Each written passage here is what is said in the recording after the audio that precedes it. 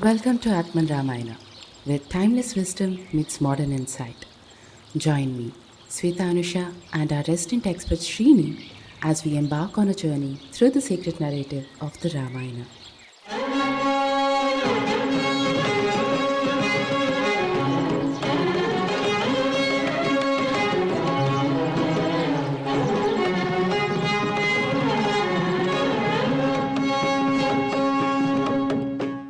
So, in our previous discussions, you mentioned about Mariyada Purshuttam, Yes. Rama being the epitome of Mariyada Purshuttam.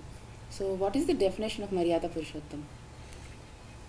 So, Mariyada Purshuttam is basically somebody who follows Dharma to be the epitome and comes across with Karuna, like we discussed some time back. So, Maryada is basically following the rules or being just and fair in your conduct and following Dharma to the ultimate pinnacle of it. Now, why he is called Mariyada Purshuttam? Because he is a Purush, in the sense that as much as we all believe he is the avatar of Vishnu, but in his conduct as a human or as a Purush, he is there. And a Purushottam means the most Uttam Purush, or the somebody who is actually, somebody in our terms wise we call it gold standards in terms of as a human being. And Maryada is the ability to follow the rules, come across and just and fair, and follow Dharma to the maximum extent or the ultimate extent. So if you go through Ramayana or if you go through Rama's journey throughout, you will see that every time there was a dilemma or a duvida, his answers were very clear, his answers were very precise, and he just followed what was just and fair. And never ever you find him questioning why. So he says, if Dharma says so, then I will follow that. Okay. So, and interesting anecdotes are there, like for example, when Keikei and Dashrath are figuring it out, is it right, is it wrong to send him to Vanvas or let him to get out of coronation?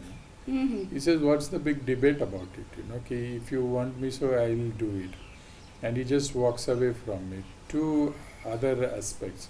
So the idea is why we call him Mariyada Purshuttam is because he always kept the Maryada or the dignity, and he kept the ultimate what we say the definition of the way we should conduct ourselves. In fact, many times when people ask me, can you describe Ramayana in a tweet?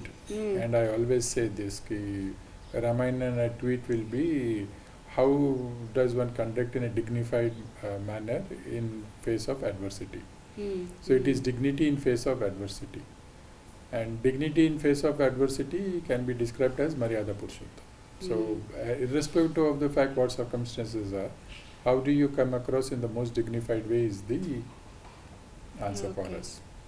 So, as per you, these are the quality of a leader, and even if a modern leader has to follow a moral compass. Correct. So, this is the word we describe for the leader.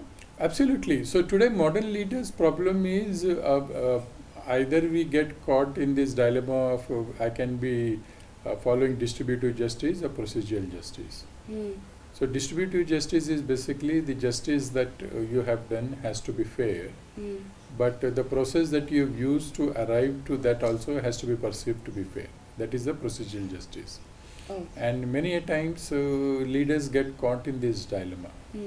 And they get caught in this dilemma could be for various reasons, starting from the fact that I'm in a hurry to take a decision, so I don't follow all the due processes, to it could be as simple as that this is convenient for me in the long run, so I just bulldoze everybody and say it's my way or highway, and I just don't follow the process.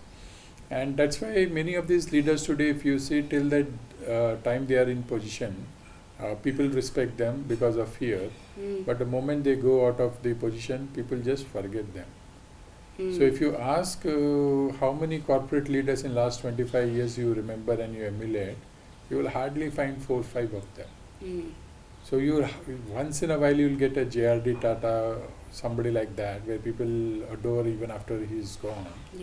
And the simple reason is because when you hear the folklore about gentlemen like them, they have been the Mariyada Purshuttam, who conducted themselves in the brightest and the fairest manner without compromising on what was the situation around.